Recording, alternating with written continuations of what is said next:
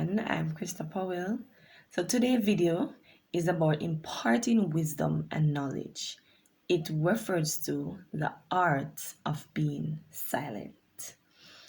Now, I've found myself being in several disputes with persons, and when I was going through the different problems with persons, I was wondering, why am I going through so much in terms with persons having my name in certain mix up, as you would call it, or disputes with persons. And I realized that the Lord was testing me, because there's times when He wants you to speak, and there's time when you got to be silent. And He said to me, through a pastor, He said to me that you keep failing the test. So each time when I fail the test, He will put me in a different problem with somebody else so that I can remain silent. Now in Ecclesiastes 3 verse 7, it's an quote it, it's same thing, but I'm using the last section of the verse. It says that there is a time to keep silent and a time to speak. When I went in fasting and praying, God showed me that's why He gave us 2 ears and 1 mouth. So your tongue is very powerful. So you have to be careful how you speak to others, because what you say to others will affect persons.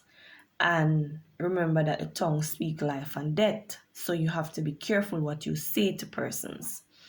Sometimes being quiet can be a struggle, because we know that sometimes persons may offend us. And when they become very offensive, then we tend to answer them in a very disrespectful way, or say things that we will regret, and then no, we cannot take back those words.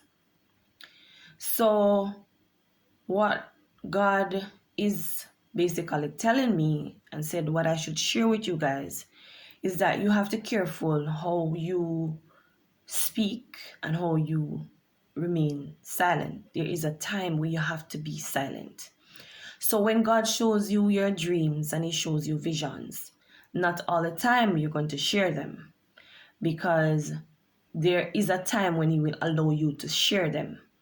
For example, I could remember in March of a particular year, I don't remember the exact year, I had a vision where I saw a particular teacher's car in my yard. But I was saying in my dream, why is that car in my house or my yard, basically? And it was God showing me that I would have a similar car to her car. So, I didn't tell anybody about that vision or dream. I just simply just told one person, and that was my mother at the time. And when I showed her, I remained silent.